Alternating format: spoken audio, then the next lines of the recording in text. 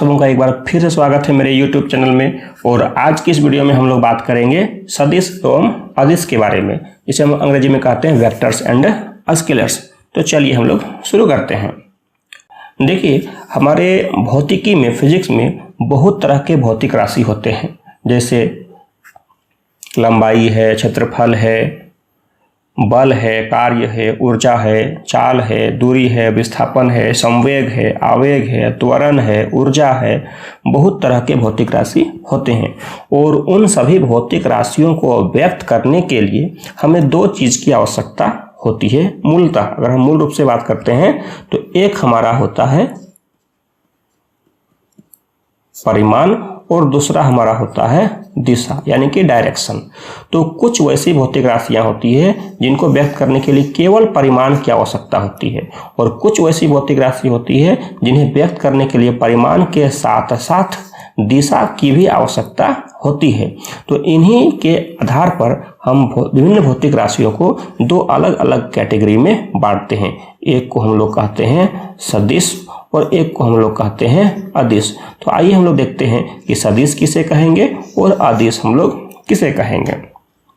तो सबसे पहले हम लोग बात करते हैं अदिश के बारे में कि अदिश हम लोग किसे कहते हैं।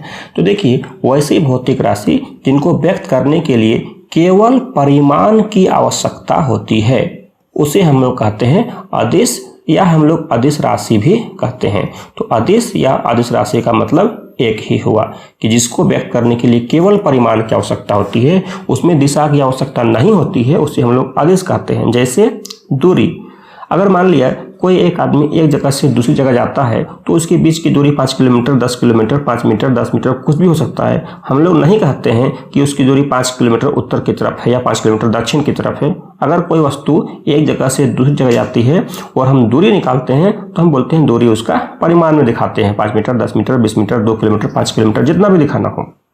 उसी प्रकार से चाल, यह भी अदिश राशि है, ऊर्जा अदिश राशि है, कार्य अदिश राशि है, और इसी प्रकार के और भी बहुत सारे भौतिक राशि हैं जिनको व्यक्त करने के लिए हमें दिशा की आवश्यकता नहीं होती है। इन्हें हम लोग अदिश कहते हैं। अब देखिए, दूसरे प्रकार का जो भौतिक राशि है जिसे हम लोग सदिश कहते हैं। तो सदिश वैसे भौतिक राशि होते हैं जिनको व्यक्त करने के लिए परिमाण एवं दिशा दोनों की आवश्यकता होती है, जैसे विस्थापन, वेग, त्वरण, बल, संवेग इत्यादि। चलिए हम लोग एक छोटा सा एग्जांपल देखते हैं। सपोज करिए ये हमारा एक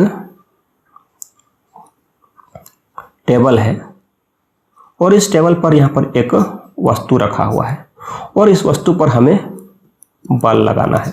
अब देखिए, जैसे ही हम बात करते हैं बल लगाना है, तो बल लगाएंगे तो बल का कोई ना कोई दिशा होगा। अगर हम इस दिशा में बल लगाएंगे, सपोज करिए इस दिशा में हम बल लगाते हैं 50 न्यूटन, तो इस वस्तु का गति इधर होगा।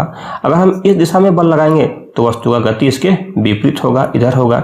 तो कहने का मतलब क्या है कि जब भी हम किसी वस्तु पर बल लगाते हैं तो उस बल का कोई ना कोई दिशा जरूर होगा। तो इसलिए बल हमारा है सदिश राशि। उसी प्रकार से विस्थापन सदिश राशि है, जैसा कि हम लोगों ने पिछले वीडियो में चर्चा किया था। वेग सदिश राशि है, त्वरण सदिश राशि है, और इसी प्रकार के और भी बहुत सारे राशि हो सकते हैं जो सदिश राशि होते हैं। तो हम बोल सकते हैं कि सदिश राशि वैसे राशि हैं जिनको व्यक्त करने के लिए परिमाण और दिशा दोनों की आवश्यकता होती है। ठीक है, तो आज की वीडियो में इतना ही। आशा करता हूँ ये वीडियो आपको पसंद आई होगी। अगर पसंद आई तो लाइक करें और इसी प्रकार की वीडियो पाने के लिए मेरे चैनल को सब्सक्राइब करें। फिर मिलते हैं अगले वीडियो में। धन्यवाद।